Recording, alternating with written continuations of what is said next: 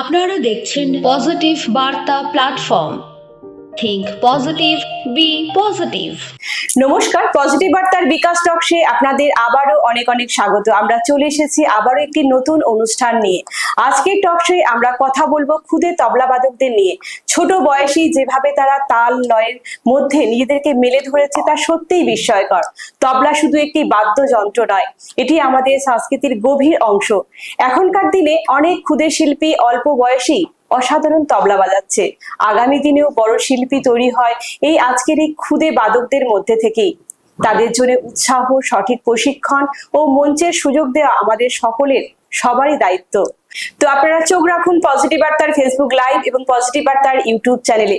তো আজকে আমাদের মধ্যে উপস্থিত ক্ষুদে তবলা বাদকদের সঙ্গে চলুন পরিচয় করে নেব। তো সবার সাথে পরিচয় করব। আমি তো প্রথমেই জানতে চাইবো তোমার নাম। নমস্কার, আমার নাম জিৎ দেবনাথ। আমি ক্লাস 3 এ পড়ি। বাহ, তারপরে? নমস্কার, আমার নাম বিবেক রয়। আমি ক্লাস 5 এ পড়ি। নমস্কার, আমার নাম রোহিত দেবনাথ। আমি ক্লাস 2 তে পড়ি। বাহ, তারপরে তোমার নাম? নমস্কার, আমার নাম রণবীর ভূমি। আমি ক্লাস 1 এ পড়ি। আচ্ছা। নমস্কার, আমার নাম ধ্রুবজিৎ দেবনাথ। আমি ক্লাস 5 এ পড়ি। বাহ, তারপরে? নমস্কার, আমার নাম কুষাণ দাস। আমি ক্লাস 4 এ পড়ি। আচ্ছা, তো আমরা সকলের সাথে পরিচয় করে নিলাম। তো আজকের অনুষ্ঠানে আমরা প্রথমেই যে তবলার আওয়াজটা শুনে নেব, কোন গানের উপর শুনবো একটু জেনে নেব। আমরা এখন গণেশ বন্দনা পরিবেশন করব। বাহ, তো চলুন আমরা শুনে নিই একটি গণেশ বন্দনা দিয়ে আজকের আমাদের এই অনুষ্ঠানটা।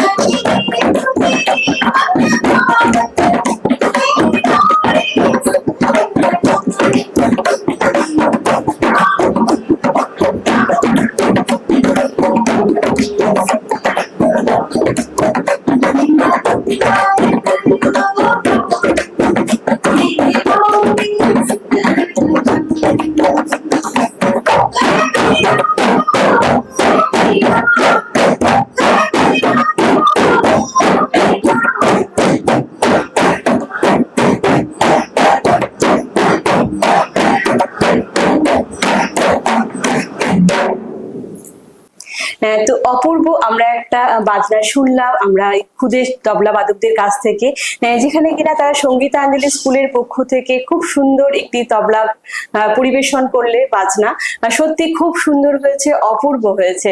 তো এরপরে আমরা আবারও জেনে নেব ছোট বাচ্চাদের কাছ থেকে যে তোমরা কবে থেকেই তবলা বাজা শিখছো? 2 বছর ধরে। 2 বছর ধরে। তো কোনটা বেশি ভালো লাগে, তবলা বাজাতে না পড়াশোনা করতে? সবটাই। সবটাই ভালো লাগে। আর কি কিছু করা হয়? আর কি করো? পড়াশোনা। তবলা ছাড়া আর কিছু করো? পড়াশোনা তো করো, তবলা ছাড়া আর কিছু আর্ট করো?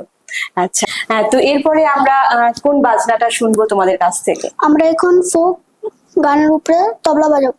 তবলা পরিবেশন করবে, তাই তো? তো চলুন আমরা একটি ফোক গানের উপর আমরা শুনে নিই আবার একটি ধুন।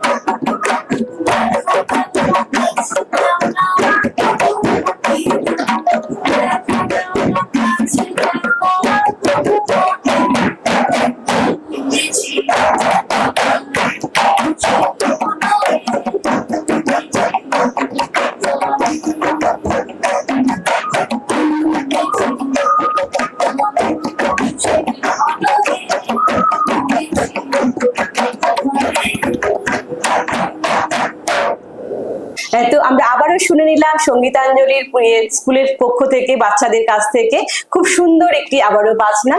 তো আপনাদের কেমন লাগছে অবশ্যই আমাদের কিন্তু কমেন্ট করে জানাবেন, এবং আমাদের আগামী অনুষ্ঠানগুলো দেখার জন্য বলবো চোখ রাখতে পজিটিভ বার্তার ইউটিউব চ্যানেল এবং পজিটিভ বার্তার ফেসবুক চ্যানেলে। তো আমাদের প্রোগ্রাম একদম শেষের দিকে আমরা চলে এসেছি।